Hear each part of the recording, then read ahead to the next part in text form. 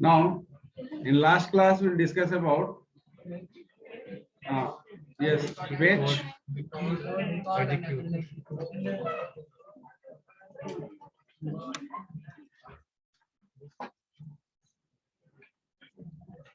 so these three were discussed in last class: fetch, decode, and execute.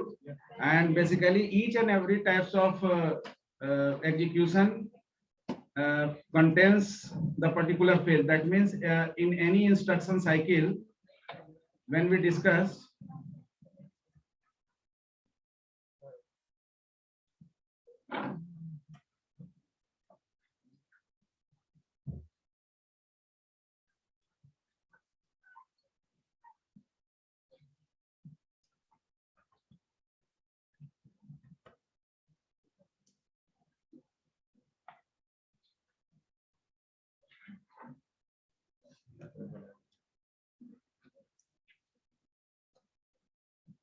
तो fetch, decode और execute किसी भी instruction cycle को अगर आप देखेंगे, यानी इन execution of any instruction inside the computer, that is termed as instruction cycle. So in instruction cycle we have these three stages. You can say fetch, decode, and execute. That means any instruction, whenever it is executed inside the computer, that instruction completed each of these three stages. तो तीन stage, ये तीनों stages को वो complete करता है. यानी fetch is needed to buffer the instructions inside the main memory, because the instructions or the programs are stored in the secondary memory. Hard disk में वो स्टोर्ड है, तो हार्ड डिस्क से उसको रिलोकेट होना होगा मेन मेमोरी में. तो main memory is the primary memory. तो आफ्टर कंप्लीशन ऑफ फेच, अब फेच कैसे होगा? तो फेच करने के लिए पहले आपका कंट्रोल सिग्नल सीपीयू जनरेट करेगा.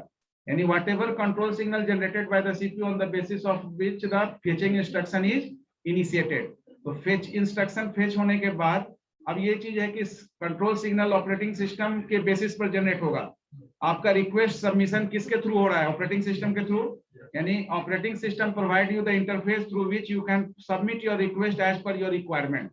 तो जैसा आपका रिक्वायरमेंट है उसके बेसिस पर आप उसको सबमिट करते हैं. उसके बेसिस पर फेचिंग के लिए कंट्रोल सिग्नल जनरेट होता है. फिर कंट्रोल सिग्नल के बेसिस पर फेच इंस्ट्रक्शन, जो फेच फेज है, वो इंस्ट्रक्शंस को यानी प्रोग्राम को प्रोसेस में कन्वर्ट करता है. यानी कि हर प्रोग्राम, जिस प्रोग्राम को आप रिक्वेस्ट दिए हैं, वो प्रोसेस में उसका क्रिएशन होता है. यानी कि that program become process because now it is in the execution phase. वो अब प्रोग्राम इन एग्जीक्यूशन फेज में जा रहा है. तो जो भी प्रोग्राम है उसका रिलोकेशन प्रोसेस के फॉर्म में कहां पर होगा? Ready queue, that is the primary memory. तो इसको हम लोग डिस्कस किए कि आपका जो फेच फेज है ये प्राइमरी मेमोरी इनिशिएट करता है. क्लियर है? आफ्टर दैट की primary memory maintain the ready queue, that is the ready process is maintaining under queue. तो once the process allocated in the primary memory, that is the waiting of the particular allocation of the CPU resource. So each process is waiting for allocation of CPU resources. तो CPU resources का मतलब हुआ कि वो running state में जाने की कोशिश कर रहा है, प्राइमरी मेमोरी में आ गया है. तब उसके बाद जैसे ही वो रनिंग स्टेट में जाएगा, यानी कि CPU में जाएगा, तो CPU में there is a control unit, ALU, FPU and the registers. तो control unit part of the CPU perform the decoding, that is the decision making process. कि आपका जो इंस्ट्रक्शन है उसको किस तरह से एग्जीक्यूट करना है, ये डिसीजन आपका सीपीयू का कंट्रोल यूनिट परफॉर्म करता है. तो एक बार आपका कंट्रोल यूनिट डिसीजन फाइनलाइज कर लिया, देन एग्जीक्यूशन एरिया आपका क्या हो सकता है? ALU, FPU या रजिस्टर्स. अब ALU और FPU में भी रजिस्टर्स यूज होगा. जैसे you are also using registers whenever you are doing computational job. Like अगर हम, if I ask someone that suppose you, what is +2? बैठ के बोलो, what is +2? +2 क्या रिजल्ट आएगा? If anyone have query, just raise the hand in online mode and I will give permission to unmute yourself, ठीक है ना। तो बताइए, अगर हम क्वेश्चन किए what is +2, what is your result? नहीं, I am not asking your marks status in +2। हम ये बोल रहे हैं कि अगर आपसे बोले कि +2 तो व्हाट इज द रिजल्ट। हमने एक ऑपरेटर के साथ एक ऑपरेंड दिया आपको, हमने क्या कहा कि what is +2। Are you in a position to give the result or generate the result on the basis of single operand with the operator? No. But someone generate the result by assumption. So whenever I ask you what is +2, you assume that the first operand is 0, and now you are in a position to generate the result. So I am giving you the second operand, but you assume the first operand is a 0. आप अगर assume कर लेंगे 0 तो you are in a position to give the result, otherwise there is not any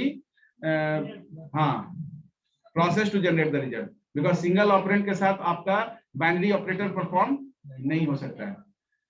तो plus is the binary operator. Binary operator का मतलब कि at least इसको 2 ऑपरेंड चाहिए, बाइनरी इसलिए किया गया बाइनरी, लेकिन माइनस जो है वो बाइनरी यूनरी दोनों है।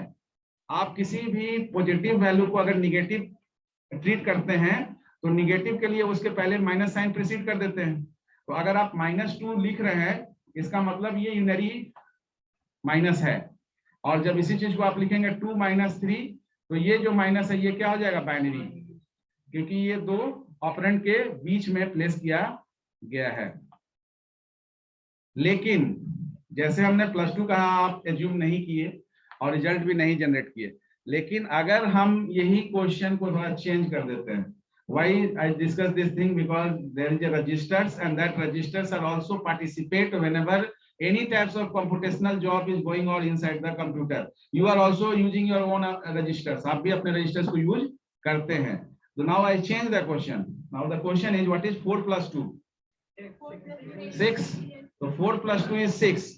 Now I continue the computational job. +3 +4 +5. That means after one computational job, whenever I am giving you the single operand with operator, then you can perform and generate the result, ठीक है ना, without thinking about the first operand, because first operand somewhere available in the registers. आपका जो पहला operand है वो कहीं ना कहीं रजिस्टर्स में होल्ड हो रहा है, आप उसके बेसिस पर रिजल्ट जनरेट कर रहे हैं, ऑपरेटर को देख रहे हैं कि ऑपरेटर क्या बोला जा रहा है। यानी कि हमने पहले बोला 4 + 2, you are giving me result 6, that means there is some registers. ये आपके भी अंदर एक कोई रजिस्टर है लोकेशन जो टेम्पोरली आपका डेटा को होल्ड कर रहा है। There is a ALU section inside you, also there is a computational job going on. तो ALU सेक्शन में जैसे ही मेरा एडर है, ALU में सब्ट्रैक्टर है, ALU में मल्टीप्लायर है, ALU में आपका जो क्या है डिवाइडर है। तो जैसे ही आप कोई इंफॉर्मेशन देते हैं, तो अब जैसे आपको बोला जाएगा कि छोटा बच्चा को भी बोला जाएगा कि 2 + 14 करो, 2 + 14 ऐड करो, तो वो तुरंत कम्यूटेटिव लॉ अप्लाई कर देता है, A + B = B + A। Why? Because इस रजिस्टर में बड़ा ऑपरेंड को रखना आसान है, क्योंकि यहाँ पर आपका ALU परफॉर्म कर रहा है एडिशन, सब्ट्रैक्शन, मल्टीप्लिकेशन, लेकिन आप मैन्युअली खुद कर रहे हैं। आपका भी ALU काम कर रहा है, लेकिन प्रोसेसिंग आप कंप्यूटेशनल जॉब खुद कर रहे हैं। तो आप क्या करते हैं, आप उसको आसान बना देते हैं। तो 2 + 14 अगर किसी ने आपसे पूछा तो आप क्या करते हैं, 14 + 2, यानी कि ये 14 + 2 और 2 + 14 बोथ आर सेम। व्हाई? आप जब ये कर रहे होते हैं तो वहां पर एक लॉ आप अप्लाई करते हैं, कम्यूटेटिव लॉ। कम्यूटेटिव लॉ ये कहता है कि A + B जो है वो बराबर होता है B + A के। यानी कि कोई भी वैल्यू अगर आप ऑपरेंड प्लेस आउट, यानी कि लोकेशन चेंज करते हैं ऑपरेंड का, तो वो वैल्यू रिमेन सेम होता है, आउटकम रिमेन सेम होता है। तो 2 + 14 में मैन्युअली करने के लिए आपको 14 में 2 ऐड करना, एक्युमुलेट करना आसान है, और नहीं तो 2 के बाद 14 टाइम्स आपको, अगर आप नॉर्मल कैलकुलेशन करते हैं तो अगर 14 + 2 लिखेंगे, एडिशन करेंगे, तब तो आपको दोनों में एक ही चीज है। लेकिन अगर आप फिंगर प्रोसेस करते हैं, फिंगर से आप ऐड करते हैं, तो 14 को कीप इन हैंड एंड 2 को ऐड करना आसान होगा। तो 14 को हम एक रजिस्टर में रख देते हैं और 2 को एडर सेक्शन में भेजते हैं। जब ये 14 + 2 आप करते हैं उसके बाद आपका रिजल्ट अपडेट होता है। रिजल्ट अपडेट होने के बाद ये क्या हो गया, तो ये आपका हो गया 16। अब आपको जैसे ही कोई भी ऑपरेटर के साथ कोई भी ऑपरेंड दिया जाता है, फ्रिक्वेंटली इस लोकेशन को, जो डेटा आपका स्टोर्ड है इस लोकेशन पर, इसको आप फर्स्ट ऑपरेंड रीड करते हैं। यानी जैसे ही हमने बोला 2 + 14, तो 2 + 14 हो गया 16। लेकिन अब इसके बाद जो भी डेटा हम देंगे उसमें आप ऑपरेटर, जैसे अगर आप बोले 2 + 14 = 16, देन आई आस्क यू कि -4, तो -4 that means subtractor section is used. तो -4 दैट मींस 16 - 4, फिर -2 that means 12 - 2 into 2 that means 10 - 2। तो ये जैसे जैसे आपका ये अपडेट करेगा रजिस्टर प्रीवियस रिजल्ट को, उसी के अकॉर्डिंगली आपका रिजल्ट भी चेंज होता चला जाएगा। तो आप भी वही काम कर रहे हैं। जैसे आपसे बोले 4 + 2 6 आपने बताया, उसके बाद मैंने बोला +3 आप 9 बताए, फिर बोला into 2 18 +3 21। इस तरह से जिस तरह का ऑपरेटर के साथ ऑपरेंड आपको सेकंड मिलेगा उसके अकॉर्डिंगली जो प्रीवियस रिजल्ट है उसको आप एक्यूमुलेट करते चले जाएंगे। तो दैट्स व्हाई एएलयू और एफपीयू में जो भी कैलकुलेशन होता है उसके लिए भी हमको कोई जनरल पर्पस रजिस्टर की आवश्यकता होती है, जहां पर आपका पार्शियल रिजल्ट स्टोर किया जा सके। क्योंकि जो पार्शियल रिजल्ट स्टोर होता है उसी रिजल्ट के बेसिस पर फर्दर रिजल्ट आपका जनरेट होता है। तो आपने अभी जैसे दो सेक्शन देखा, एक में जो पहली बार आपको ऑपरेंड दिए तो एजम्पशन करना पड़ेगा 0 या समथिंग पहला ऑपरेंड। लेकिन जब ये प्रक्रिया कंटिन्यूअस हो जाएगी तब आपको एजम्पशन नहीं करना पड़ेगा। क्यों नहीं करना पड़ेगा? क्योंकि जो प्रीवियस रिजल्ट है उसको आप फर्स्ट ऑपरेंड ट्रीट करेंगे हमेशा। तो your previous result is your first operand and whenever the second operand comes along with the operator, तो ऑपरेटर के बेसिस पर आप ऑपरेशन परफॉर्म करके प्रीवियस रिजल्ट को अपडेट करते चले जाएंगे। क्योंकि जब आप अपडेट करेंगे तभी फर्दर दूसरा रिजल्ट जनरेट कर रहे हैं। 4 + 2 6 आपने अपडेट किया, तभी +3 9 हो गया, 9 को भी अपडेट किया तभी आपका into 2 18 हो गया, ठीक है ना।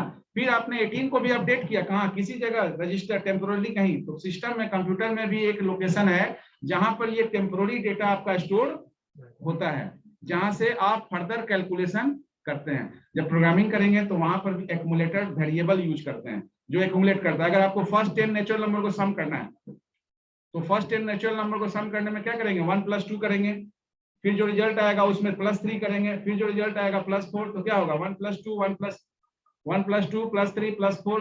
तो ये प्लस के साथ ऑपरेटर के साथ जो ऑपरेंड चेंज होता जाएगा, तो क्या होगा 1 + 2 बताइए तो +3 +4 +5 +6 +7 +8 कितना हुआ,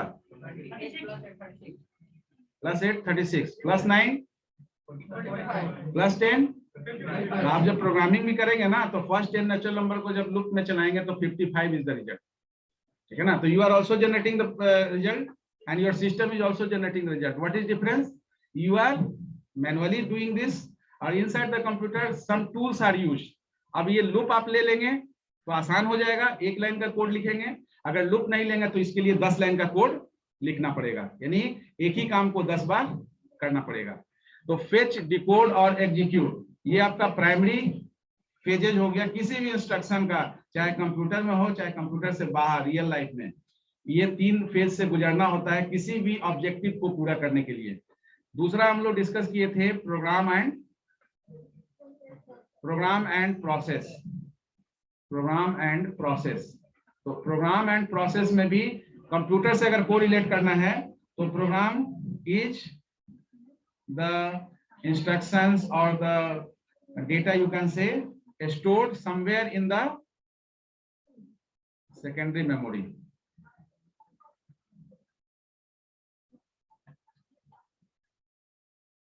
ठीक है, तो आपका जो प्रोग्राम है ये सेकेंडरी मेमोरी में कंप्यूटर में स्टोर्ड है।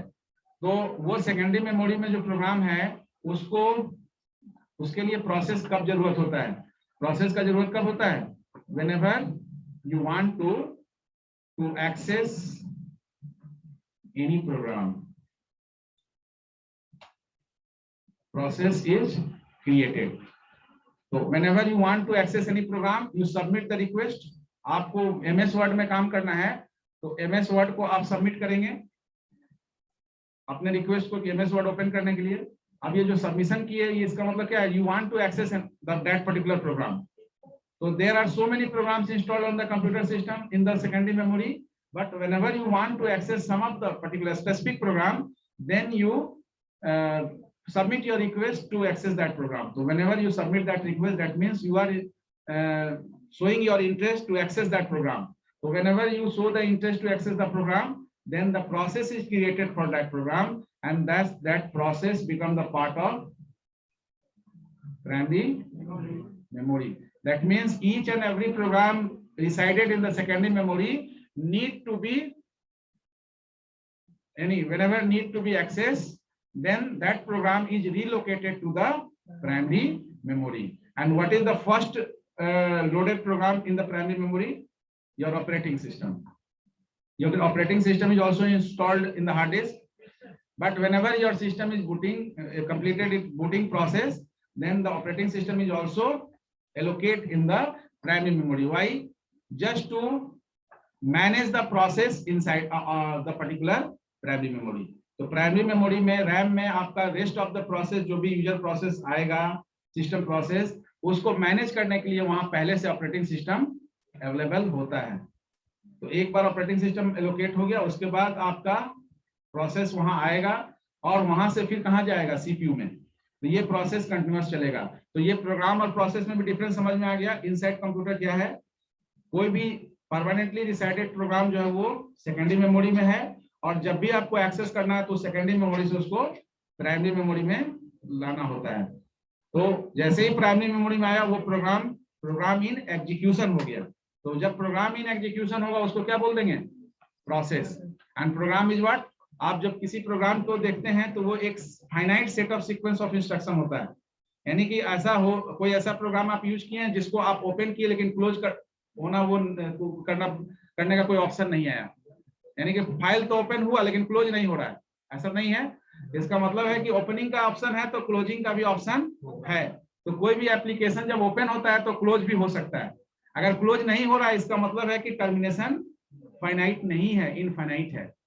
तो ये सबसे बड़ा ड्रॉबैक होगा उस प्रोग्राम का, अगर वो प्रोग्राम फाइनाइटनेस को मेंटेन नहीं कर रहा है। तो your program must be finite manner. If there is no finiteness, that means program is suffered from that particular features. वो features आपका वहां पर limitations के फॉर्म में देखा जाएगा। तो हर प्रोग्राम जो है, आप भी प्रोग्राम लिख रहे हैं तो एक प्रोग्राम का एंड पॉइंट होना चाहिए। तो अगर कोई एप्लीकेशन, कोई प्रोग्राम इनिशिएट हुआ तो एक समय के बाद वो क्लोज भी होना चाहिए। क्लियर है? तो ये दो चीज हम लोग डिस्कस किए। Now we discuss about construct. Basically, when you discuss the particular instruction execution, then you just think about the construct. Construct का मतलब क्या है? Anyone? हाँ, किसी भी तरह का, हाँ, कोई भी चीज बनाना।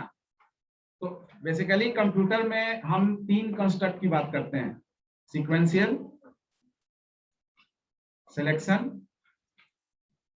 और आइटरेशन। अब ये तीन तरह का कंस्ट्रक्ट हम बोल दिए कंप्यूटर में करते हैं, ऐसा नहीं है। In real life also we are using this three types of construct. अब बताएंगे कोई कि रियल लाइफ में ये सीक्वेंशियल का मतलब तो समझते हैं, एक के बाद एक। सीक्वेंशियल का मतलब वन आफ्टर अनदर। आई सिलेक्शन का मतलब हाँ, selecting out of several alternative, यानी बहुत सारे अल्टरनेटिव में से किसी एक को सेलेक्ट करना। That is the selection process. जैसे इस पूरे क्लासरूम में हमको सेलेक्ट करना है कि how many students is in uniform. तो ये क्या हुआ, एक सिलेक्शन प्रोसेस हुआ। कितने लोग नॉन यूनिफॉर्म में हैं, यूनिफॉर्म में नहीं है। तो ये क्या हुआ, एक तरह का क्राइटेरिया बना दिया कि यूनिफॉर्म और नॉन यूनिफॉर्म को स्टूडेंट को सिलेक्ट करना है। तो सिलेक्शन का मतलब क्या हुआ कि out of several alternatives whenever we have to choose a particular one on the basis of a specific condition.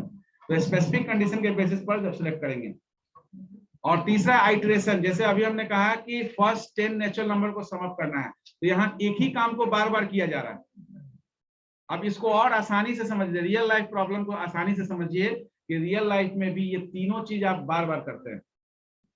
Suppose if you want to make a cup of tea, ठीक है ना। अब now see in this particular example, there is very simple example. Whenever you want to make a cup of tea, then what is the sequential measure? The list of instruction through which you can finalize the objective. आप जो cup of T बनाने के लिए जो instructions को follow करेंगे, what is that? That is the sequential. वो sequential fashion में होगा कि इसके बाद आपको ऐड करना है शुगर, इसके बाद आपको टी ऐड करना है, वाटर, मिल्क, जो भी है। कोई बता सकते हैं इसमें सिलेक्शन मेजर क्या होगा? Raise the hand. What is the selective measure whenever you are making a cup of tea or making any ingredients? Girls तो बता सकते हैं, गर्ल्स को तो बताने में आसानी होगा, ऐसे बॉयज भी बनाते होंगे कप ऑफ टी। हाँ, सिलेक्शन क्या होगा इसमें? टी और टी का टाइप वो टाटा, वो ब्रांड नहीं। Yes, not amount. You can a lot of selection हो सकता है उसमें। एक सिलेक्शन ये हो सकता है मिल्क टी या लेमन टी, सिंपल। हाँ, green tea, yes green tea, golden tea भी होता है। कॉफी, टी की बात हो रही है तो कॉफी को इंक्लूड मत कीजिए, ठीक है। हाँ ठीक, आप समझ गए। इसका मतलब है कि सिलेक्टिव मेजर क्या किया? सिलेक्शन में आपने ये प्रेफरेंस दिया, प्रिविलेज दिया यूजर को कि आप किस मूड में, यानी वाटर जो है ज्यादा प्रिविलेज दे रहे हैं वाटर को, या मिल्क को प्रिविलेज दे रहे हैं, लेमन को प्रिविलेज दे रहे हैं, या मिल्क को प्रिविलेज दे रहे हैं। तो ये आपका सिलेक्टिव मेजर है। इसके अलावा भी बहुत सारा सिलेक्टिव हो सकता है, प्राइमरी सिलेक्टिव ये ऐसा हो सकता है। लेकिन आइटरेटिव क्या होगा इसमें? आइटरेटिव का मतलब रिपीटेटिव, एक ही चीज को जब बार बार करना हो तो आइटरेटिव। तो there is two option, single instance and multiple instance. Single instance का मतलब कि एक कप टी बनाना है आपको अपने लिए केवल, तो मेजरमेंट आप एक कप से करेंगे। लेकिन अगर 5 लोगों के लिए बनाना है तो उसी कप को 5 लोगों के लिए आप यूज करेंगे। That means that is the iterative process. That means कि whenever you are making a cup of tea, again in that particular process also you are maintaining these 3 construct: sequential, selection and iteration. लेकिन अब ऐसा नहीं है कि हर तरह के problem को सॉल्व करने के लिए तीनों कंस्ट्रक्ट का यूज करना पड़े। तो प्रॉब्लम से ही आप आइडेंटिफाई कर लेंगे कि इसमें केवल सीक्वेंशियल बाय डिफॉल्ट होगा। यानी कि अगर कोई भी तीनों में से अगर कोई सिंगल अगर होगा तो ये बाय डिफॉल्ट आपका सीक्वेंशियल जो है ये बाय डिफॉल्ट होगा। बाय डिफॉल्ट क्यों? क्योंकि अगर कुछ भी सेलेक्टिव या आइटरेटिव रिपीटेटिव प्रोसेस नहीं भी करेंगे आप किसी प्रॉब्लम को करने में, तो एक सीक्वेंशियलिटी के साथ आप एल्गोरिथम या प्रोग्राम को फॉलो करेंगे। यानी इंस्ट्रक्शंस एक सीक्वेंस में होगा और उस सीक्वेंस में एक ऑर्डर मेंटेन होगा और उसी ऑर्डर से आपका एग्जीक्यूशन भी होगा। अब इसको थोड़ा सा प्रॉब्लमेटिक देख लेते हैं, इसको रियल लाइफ से कोरिलेट किए। प्रॉब्लमेटिक, अगर आपको बोला जाए कि 2 नंबर को जोड़ना है, write a problem, write a algorithm, या write a draw a flow chart, और राइट ए सूडो कोड, और write a program to find out the sum of 2 number. तो whether there is a need to perform selection to find out the sum of 2 number, इसमें selection करने की जरूरत है नहीं। 2 number input लेना है, सम कर लेना है, आउटपुट जनरेट हो जाएगा। तो एक सीक्वेंशियल मेजर से काम हो जा रहा है। इसमें आइटरेटिव प्रोसीजर भी नहीं है, क्योंकि इसमें 2 ही नंबर पर ऑपरेशन करना है। आपका 4, 5, 6 या 10, 12 कोई नंबर, n नंबर नहीं है। तो जब आप 2 नंबर को प्रॉब्लम अगर दिया गया तो आप आइडेंटिफाई कर सकते हैं कि इसमें सीक्वेंशियल कंस्ट्रक्ट से ही काम हो जाएगा, सिलेक्टिव और आइटरेटिव की आवश्यकता नहीं है। Are you getting the point? लेकिन जैसे ही आपको कह दिया गया कि राइट ए प्रोग्राम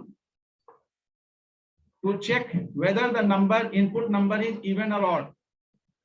अब यहाँ क्या है कि आप जो नंबर ले रहे हैं वो आपको ये तय करना है कि वो सम संख्या है या विषम संख्या है। अब यहाँ सिलेक्टिव मेजर आपको लेना पड़ेगा, आपको कंडीशन देना पड़ेगा इवन कब है, तो जब ये 2 से डिविजिबल होगा तो इवन होगा जो नंबर आपने लिया है। अगर 2 से डिविजिबल नहीं होगा तो क्या होगा? इसका मतलब वहां सिलेक्टिव मेजर आपको लेना पड़ गया किसके साथ? सीक्वेंशियल के साथ। यानी सीक्वेंशियल कंस्ट्रक्ट तो यूज किए। सिलेक्टिव क्या हो गया कि to check whether the number is even and odd. And what is the repetitive iterative procedure? जब एक ही काम को बार बार करते हैं।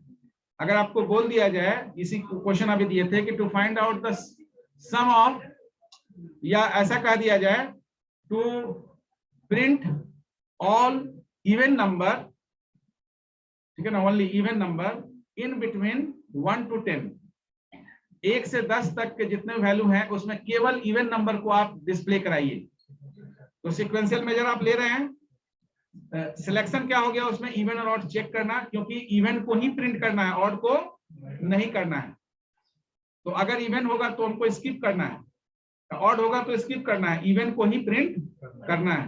तो कंडीशन भी चेक हुआ, नंबर ऑफ टाइम्स एक ही काम हुआ, हर बार इवन और ऑड चेक हुआ, उसके बाद प्रिंट हुआ। तो ये काम कब तक हुआ, जब तक कि 1 से लेकर 10 तक का काउंटिंग प्रोसेस कंप्लीट नहीं हुआ। तो why I discuss this thing, whenever you got a problem you can analyze easily कि whether you have to use sequential construct, यानी sequential construct से ही काम चल जाएगा, या selective measure लेना पड़ेगा, या selective के साथ साथ iterative भी लेना पड़ेगा। तो ये क्वेश्चन से ही आप आइडेंटिफाई कर लेंगे, कंप्यूटर में भी प्रोग्रामिंग करने के दौरान और रियल लाइफ में भी। रियल लाइफ में भी आपको कोई प्रॉब्लम दिया जाए, जैसे सिंपल आपको बोला जाए कि एटीएम से विड्रॉ करो, कार्ड दे दिया, आपके पापा कार्ड दे दिए, या आपका कार्ड है, एटीएम से पैसा विड्रॉ करो, तो वहां हो सकता है कि आपको ये बोला जाए, आपके सामने एटीएम हो, आप जाके एटीएम से पैसा निकाल लेंगे। ऐसा भी हो सकता है कि आपके पास वर्क असाइन कर दिया गया, अब आपको एटीएम सर्च करना है, अब एटीएम आपको 4-5 दिख रहा है, 4-5 दिख रहा है, तो वहां पर फिर आपको क्या करना पड़ेगा, सिलेक्शन करना पड़ेगा कि कौन सा एटीएम में जाएं। तो आप पहले देखेंगे कहीं पर क्लोज का बैनर लगा होगा, कहीं इनसफिशिएंट होगा, कहीं कैश आउट होगा, तो आप उस चीज को पहले देखेंगे, फिर फाइनलाइज करेंगे कि इस एटीएम मशीन के रूम के अंदर जाना चाहिए हमारा ऑब्जेक्टिव पूरा करने के लिए। तो सिलेक्टिव मेजर ले लिया। अब आप एटीएम में जाने के बाद वहां से ज्यादा अमाउंट पैसा निकालना है आपको, तो वहां पर आइटरेटिव प्रोसीजर का भी पार्ट आपको करना पड़ेगा। यानी हो सकता है कि एक बार में वो 5,000 या 10,000 आपका एटीएम विड्रॉ हो सकता है, आपको 25 या 40,000 निकालना है, तो आपको 4 टाइम यही काम करना पड़ेगा, यानी कि 4 बार 10-10 हजार रुपया निकालना पड़ेगा। तो that is a iterative one. तो ऐसा हर प्रॉब्लम में जरूरी नहीं है कि आइटरेटिव प्रोसीजर आपको फॉलो करना पड़े, ऐसा जरूरी नहीं है कि सिलेक्टिव प्रोसीजर का फॉलो करना पड़े, लेकिन सीक्वेंशियल को हमेशा फॉलो करना पड़ेगा, यानी एक सीक्वेंशियल फैशन ऑर्डर को मेंटेन करना पड़ेगा जब भी हमको कोई प्रॉब्लम को सॉल्व करना होगा। Getting the point? तो now the second part is, अब रिकर्सिव आपका जो आइटरेशन है वो भी आपका रिकर्सिव और आइटरेटिव होता है, तो वो चीज आप जब प्रोग्रामिंग करेंगे तो उसको डिटेल्स पढ़ेंगे। अभी हम लोग केवल इतना जानते हैं कि सीक्वेंशियल कंस्ट्रक्ट में आपका एक एंट्री पॉइंट होता है, यानी कि जॉब इंटर हुआ, फिर बहुत सारा स्टेटमेंट आपका वर्कआउट हुआ, फिर एग्जिट हो गया। यानी in sequential construct no condition will be check, only the line of code, यानी इंस्ट्रक्शन बाय इंस्ट्रक्शन आपका एग्जीक्यूट होगा। तो जैसे 2 नंबर को जोड़ना है तो एंट्री पॉइंट क्या होगा, एंट्री करते 2 नंबर इंटर लेंगे, फिर उसको सम अप करेंगे, और एग्जिट क्या होगा, तो उसका सम प्रिंट करके एग्जिट कर जाएंगे। तो ये A B C D ये क्या है, ये तो इंस्ट्रक्शन नंबर है, यानी 1 लाइन का कोड, 2 लाइन का कोड, ये बढ़ता जा सकता है, वो डिपेंड करेगा आपका ऑब्जेक्टिव कितना पूरा करना है। तो सीक्वेंशियल कंस्ट्रक्ट में बेसिकली क्या होगा, constructs are used to handle the problem, किसी भी प्रॉब्लम को हैंडल करने के लिए ये कंस्ट्रक्ट यूज होता है। तो first of all sequential construct,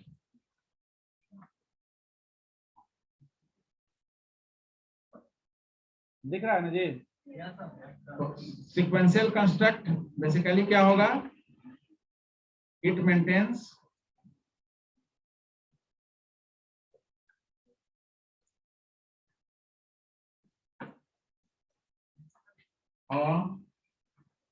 a sequential order of the instruction to finalize the objective। sequential का मतलब क्या है, sequential means one after another, one after another, That means when you see in this particular diagram, so in sequential there is one entry point and there is one exit point. Just take the example to add two number, दो number को जोड़ना है. अब इसमें sequential construct ही केवल use होगा और by default any instruction या any set of instruction is written through sequential construct. यानी कि अगर कोई भी कंस्ट्रक्ट नहीं होगा तो बाय डिफॉल्ट सीक्वेंशियल कंस्ट्रक्ट को यूज करके आप कोई भी इंस्ट्रक्शंस, सेट ऑफ इंस्ट्रक्शंस को लिखते हैं किसी ऑब्जेक्टिव को पूरा करने के लिए. तो अगर दो नंबर को जोड़ने का अगर आपको काम करना है तो आप क्या लिखेंगे? सिंपली तो इसके लिए आप एल्गोरिथम लिखेंगे, फ्लो चार्ट बनाएंगे, वो अलग अलग टूल्स यूज करेंगे जिसको आगे हम लोग देखेंगे. एल्गोरिथम हो गया एक सीक्वेंशियल स्टेप्स लिखना केवल कि क्या क्या इसके बाद क्या होगा. तो अगर आप एल्गोरिथम लिख रहे हैं तो आप क्या करेंगे? Input two number. आप इनपुट टू नंबर जब कर रहे हैं तो इसमें बता देंगे that is A B. Step 2 में ये बता देंगे कि calculate sum equal to A plus B. Step 3 में ये बता देंगे प्रिंट सम, क्योंकि सम में आपने ए प्लस बी को स्टोर किया है. और स्टेप 4 में टर्मिनेट द एल्गोरिथम. आगे प्रोग्रामिंग टूल्स में हम लोग इसको देखेंगे. तो ये एक प्रॉब्लम एग्जांपल हुआ जिसमें केवल सीक्वेंशियल कंस्ट्रक्ट यूज किया गया. ठीक है ना. अब इस तरह का बहुत सारा प्रॉब्लम हो सकता है. To find out area of rectangle, to find out perimeter of rectangle, to find out area of circle, to find out circumference of circle. ठीक है ना. तो or any you can by the help of this example you can generate your own example also जहां पर केवल sequential construct use होता है. ठीक है ना. तो आप क्वेश्चन खुद से राइज करिए.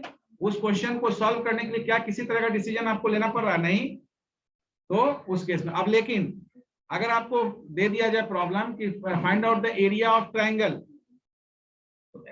एरिया ऑफ ट्रायंगल दे दिया गया और उसमें बेस, हाइट या 3 साइड्स. तो अगर 3 साइड्स दिया रहेगा तो आपको क्या करना पड़ेगा? हीरोज फार्मूला लगाना पड़ेगा. बेस और हाइट दिया रहेगा तो 1/2 इंटू बेस इंटू हाइट करके आप एरिया निकाल लेंगे. यानी वो डिपेंड करेगा कि आपका ट्रायंगल का क्या इनपुट है आपके पास अवेलेबल. अगर बेस और हाइट है तो हाफ BH करके आप कैलकुलेट करेंगे एरिया.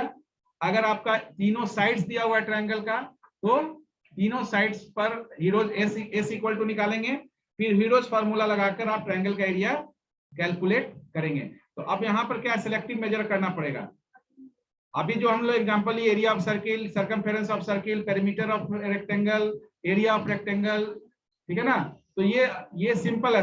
यानी कि इसमें किसी तरह का कोई सिलेक्टिव या आइटरेटिव मेजर नहीं है. इसमें वैल्यू लेना है, वेरिएबल लेना है, प्रोसेस को फॉर्मुलेट कर देना है according to the formula for calculation of area of rectangle, area of perimeter. So in sequential construct, whenever you are writing any algorithm or program or pseudocode or drawing any flowchart, you have to maintain a sequential order. यानी कि एक order, एक instructions को execute करने का एक order maintain करना है. एक के बाद एक इंस्ट्रक्शन लिखना है. मतलब कि अगर दो नंबर को जोड़ना है तो पहले हम calculate sum equal to A plus B नहीं लिखेंगे. पहले नंबर हमको आना चाहिए. पहले आपको प्रॉब्लम मिलेगा तो आप बोलेंगे कि हम बोलेंगे ऐड करो. तो ऐड करो बोलने के बाद आपको पहले बोलेंगे क्या ऐड करें. सबसे पहला आपका सीक्वेंस क्या होना चाहिए? Input number on which you have to perform addition operation. तो that sequence must maintain specific order, because अगर ऑर्डर नहीं मेंटेन होगा तो आउटकम इज आल्सो अफेक्टेड. तो पहले इनपुट लेंगे, फिर उसको प्रोसेस करेंगे, फिर उस प्रोसेस का इंफॉर्मेशन जनरेट होगा. उस इंफॉर्मेशन को डिस्प्ले करेंगे by the help of display device, printer और monitor, and then after we terminate the process. तो आप भी प्रोग्राम लिखेंगे, रन कराएंगे, आउटपुट देखेंगे स्क्रीन पर, फिर उसको क्लोज कर देंगे. आपको कोई ऑब्जेक्टिव मिलता है तो वो ऑब्जेक्टिव को पूरा करने के लिए एक स्टेप को फॉलो करेंगे. पूरा हो जाएगा प्रोसेस करने के बाद, फिर ऑब्जेक्टिव आपका क्लोज हो गया. फिर आप दूसरे ऑब्जेक्टिव को आप सर्च करेंगे, दूसरा असाइनमेंट क्या मिलने जा रहा है आपको। तो you can collect several examples of sequential construct in which sequential order or linear order is maintained to execute any operation। तो यहाँ पर क्या है, एक लीनियर ऑर्डर मेंटेन हो रहा है। अब यहाँ ए बी क्या है, ये ए बी डिपेंड करता है नंबर ऑफ प्रोसेस, कि आप इंस्ट्रक्शंस को पूरा करने के लिए कितना लाइन ऑफ कोड लिख रहे हैं, कितना इंस्ट्रक्शंस, यानी पहले नंबर इनपुट ले रहे हैं, फिर उसको ऐड कर रहे हैं, फिर उसको प्रिंट कर रहे हैं, फिर आप उसको यानी प्रोसेस को टर्मिनेट कर रहे हैं। तो ये पूरा प्रोसेस आपका ए बी लिखे हैं, ए बी सी भी हो सकता है, वो डिपेंड करेगा कि आप किस ऑब्जेक्टिव पर वर्क कर रहे हैं, ठीक है ना। अब जैसे इसमें 2 नंबर को जोड़ना था, अगर आपको क्वेश्चन में रहता है area of rectangle and perimeter of rectangle, तो आप चाहते तो अलग अलग एरिया एक बार निकालते, एक बार पेरीमीटर निकालते, लेकिन वो एरिया और पेरीमीटर किसका निकालते हैं, उसी ए बी का वैल्यू पर, यानी ए बी जो आप वैल्यू लिए या लेंथ ब्रेथ जो भी लिए, उसी लेंथ ब्रेथ को यूज करके आप एरिया भी निकालेंगे, पेरीमीटर भी निकालेंगे। तो आप नंबर ऑफ ए बी, आपका क्या ये प्रोसेस बता रहा है कि आप इस कैलकुलेशन में कितना अलग अलग तरह का कैलकुलेशन कर रहे हैं, क्योंकि 2 नंबर को जोड़ना था। अब इसी में अगर दे दिया जाए सिंपल कैलकुलेटर, तो जो 2 नंबर इनपुट किया गया है उसका सम भी बताइए, प्रोडक्ट भी बताइए, डिफरेंस भी बताइए, और डिवाइड करने के बाद रिजल्ट भी बताइए, यानी चारों काम कर लीजिए, एडिशन, सब्ट्रैक्शन, मल्टीप्लिकेशन और डिवीजन। तो आपको यहाँ प्रोसेस कितना हो जाएगा, इसमें आपका एक प्रोसेस हो जाएगा, जैसे कैलकुलेट सम लिखे, उसे लिखेंगे calculate difference, calculate product, calculate division, और ये चारों का रिजल्ट आप एक साथ भी प्रिंट कर सकते हैं या 4 बार प्रिंट कर सकते हैं। तो एक साथ प्रिंट करेंगे तो एक बार में दिख जाएगा सारों स्क्रीन के ऊपर, 4 बार करेंगे तो एक एक करके दिखेगा, पहले सम दिखेगा, फिर डिफरेंस दिखेगा, फिर प्रोडक्ट दिखेगा, फिर, तो दैट इज द वेरिएशन। तो ये एल्गोरिथम को ही आप किसी प्रोग्रामिंग लैंग्वेज को जब यूज करते हैं तो उसमें इंप्लीमेंट कर देते हैं। अब वो आपका सी लैंग्वेज हो, सी शार्प हो, C++ हो, जावा हो, .NET हो, किसी भी प्रोग्रामिंग लैंग्वेज में ये algorithm is not change, algorithm never be change, algorithm remains same, only the syntax and grammar will be change. So whenever you are writing, whenever you are speaking in English, the subject predicate will be changed, ठीक है ना। Way of writing is change, लिखने का तरीका बदलता है, लेकिन objective या जो आपका सेंस है रिमेन सेम। ऐसा बोलते हैं राम आम खाता है या सोहन आम खाता है, तो सोहन आम खाता है जब बोलते हैं तो इंग्लिश में ऐसा नहीं है कि आम की जगह इमली हो जाता है, ठीक है ना। इंग्लिश में भी वही आम ही रहता है, आपका जो नाउन है वो सोहन या मोहन जो आप यूज करो वही होता है, लेकिन उसका वे ऑफ राइटिंग चेंज हो जाता है। तो लैंग्वेज टू लैंग्वेज आपका वे ऑफ राइटिंग चेंज होगा, ग्रामर, बाकी आपका जो एल्गोरिथम है वो रिमेन सेम। तो if you right algorithm to implement it in C language, then same algorithm is implemented in other languages also, ठीक है ना। There is no variation in algorithm, only variation is in the sense of the grammar or syntax of the particular language in which you want to implement the particular algorithm। तो जिस language में algorithm को implement करने जा रहे हैं उसके grammar को आप फॉलो करेंगे। सेकेंड वन इज द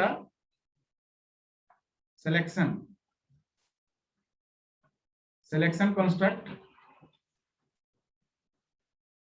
तो सिलेक्शन कंस्ट्रक्ट में क्या है कि हाँ, during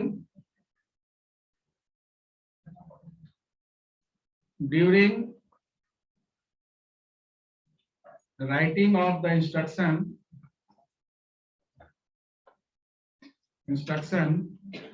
some condition will be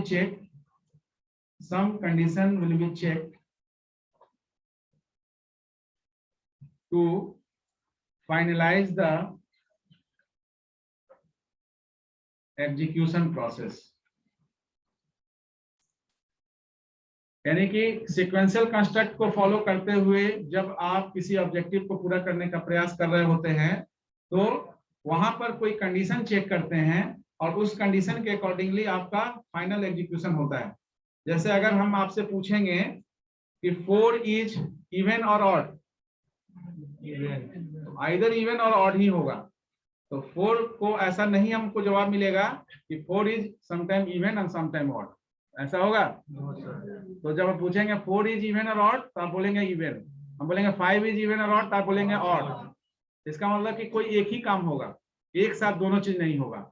Now there is an alternative. Out of several conditions, you have to choose particular one. So that is the selection construct. In real life also you are doing the same. In computer also, whenever you writing program, you are doing the same. So selection construct में आप selective measure लेंगे। Selective measure क्या होगा? Number को check करेंगे कि number even है या ऑड है। तो यहाँ पर आपका जो एक एंट्री पॉइंट तो ठीक है, एक एंट्री पॉइंट हुआ। एंट्री पॉइंट में आपने नंबर ले लिया, एंट्री कर लिया, इनपुट कर लिया नंबर या जो भी आपका है ऑब्जेक्टिव जिस पर डिसीजन लेना है। इसके बाद आपका जो है डिसीजन बनेगा। ये आपका क्या है? ये डिसीजन बॉक्स है। This is the decision box. तो यहाँ पर कोई कंडीशन आप मेंशन करेंगे, ये डिसीजन बॉक्स में कोई कंडीशन मेंशन करेंगे। इस कंडीशन का दो जवाब होगा, यस नो। यस से रिलेटेड आपका एक प्रोसेस होगा, नो से रिलेटेड भी एक प्रोसेस होगा, और फाइनली ये दोनों प्रोसेस जो है, हाँ, ये आपका एग्जिट पॉइंट होगा। यानी अब यहाँ क्या है, यहाँ पर एक प्रोसेस ए है, एक प्रोसेस बी है, लेकिन आप किसी एक ही प्रोसेस को एग्जीक्यूट कर रहे हैं। अभी जैसे हम बोले कि 5 इज इवन और ऑड, ऑड, इसका मतलब है कंडीशन को चेक करने के बाद आप ये तय किए कि आपका 5 जो है वो 2 से डिविजिबल नहीं है, ये ऑड है, तो आप प्रोसेस बी की तरफ गए। इसका मतलब है कि कंडीशन क्या चेक हो रहा होगा। अगर हम इसका फ्लो चार्ट ड्रॉ करें आपको ज्यादा क्लियर होगा, आगे हम लोग फ्लो चार्ट डिस्कस करेंगे एज ए प्रोग्रामिंग टूल्स। तो यहाँ पर इनपुट क्या किया गया, हम लोग इनपुट किए एक number, input suppose n, n is the number. After inputting we will check whether each n is, अब यहाँ पर आप पूरा लिख सकते हैं n is divisible, लेकिन यहाँ पर हम लोग लिखेंगे मॉडुलो 2 is equal to 0। अब यहाँ देखिए दो ऑपरेटर यूज होता है, एक डिवीजन और एक मॉडुलो डिवीजन, परसेंटेज। ये जो आपका है ये रिटर्न्स करता है कोसेंट, ये जो ऑपरेटर है ये कोसेंट रिटर्न करता है, भागफल, और ये जो है ये रिटर्न्स रिमाइंडर, शेषफल। तो अगर हम लिखेंगे यहाँ 4 मॉडुलो 2, रिजल्ट क्या होगा? 0, क्योंकि 2 से 4 को डिवाइड करेंगे तो क्या हो जाएगा? रिमाइंडर कुछ नहीं बचेगा, 2 2 जा 4, 0।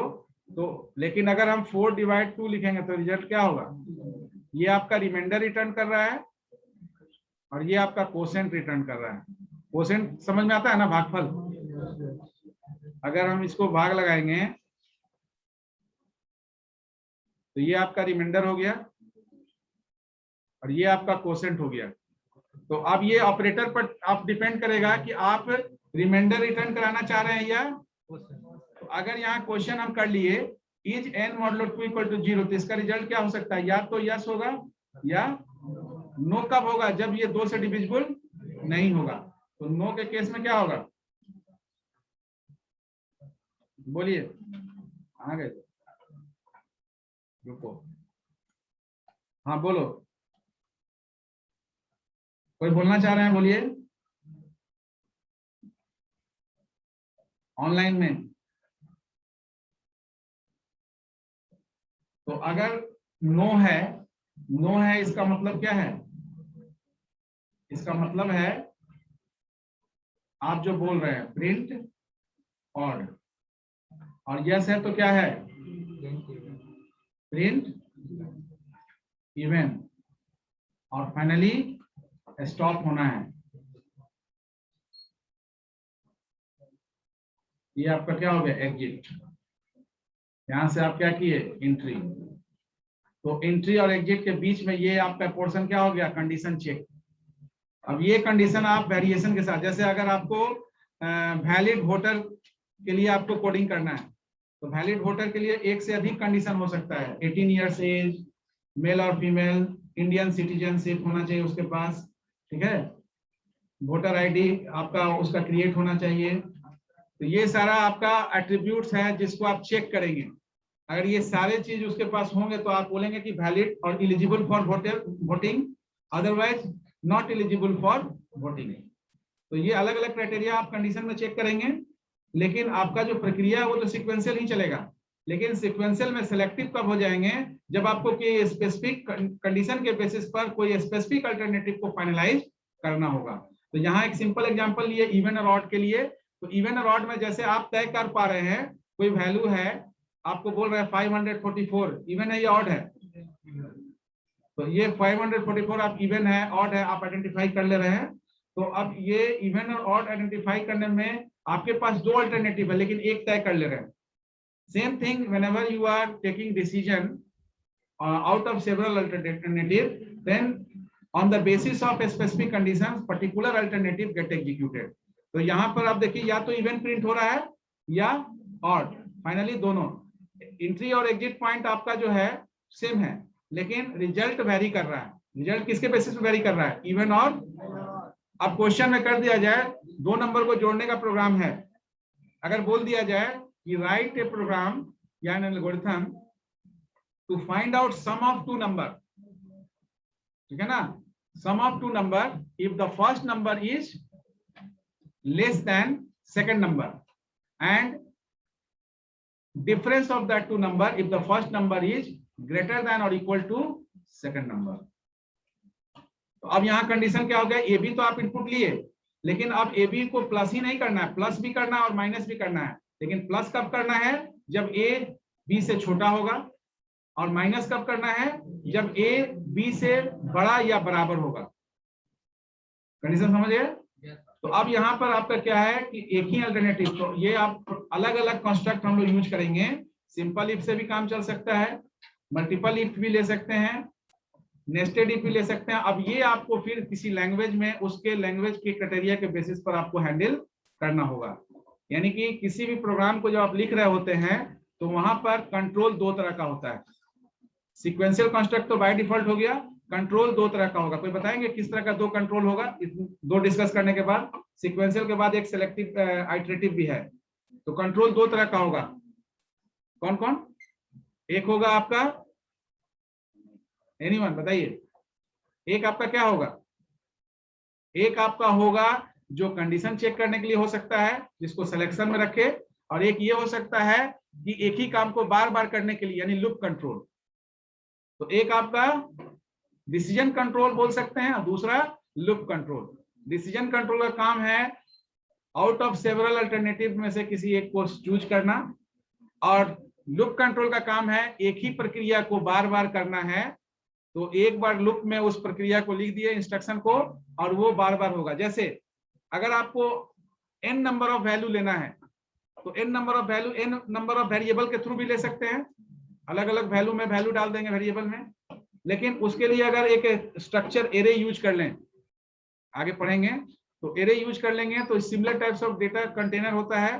तो एक ही लाइन इंस्ट्रक्शन से आप n नंबर ऑफ एलिमेंट को वहां पर ले सकते हैं। तो दैट्स व्हाई आपको प्रोग्रामिंग लैंग्वेज में वो स्ट्रक्चर बताया जाएगा। कंस्ट्रक्ट रिमेन सेम, कंस्ट्रक्ट यही होगा, लेकिन उसमें जो टूल्स यूज होगा डिसीजन कंट्रोल के लिए, जो टूल्स यूज होगा, if else, nested if else if ladder, ये जो टूल्स अलग अलग कंट्रोल स्ट्रक्चर यूज होगा वो सिंटेक्स का पार्ट होगा। क्लियर है?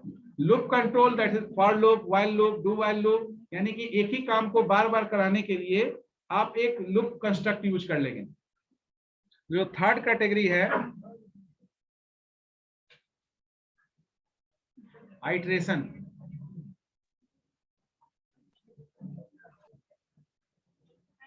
हाँ ठीक है, टाइम हो गया तो इसको कंप्लीट करते हैं। तो आइटरेटिव कंस्ट्रक्ट में क्या है? आइटरेशन कंस्ट्रक्ट में जो whenever we are repeating the same set of instruction number of times, तो नंबर ऑफ टाइम्स जब इंस्ट्रक्शंस को एग्जीक्यूट करेंगे तब उस केस में आइटरेटिव। तो इसको नेक्स्ट क्लास में करते हैं, ठीक है।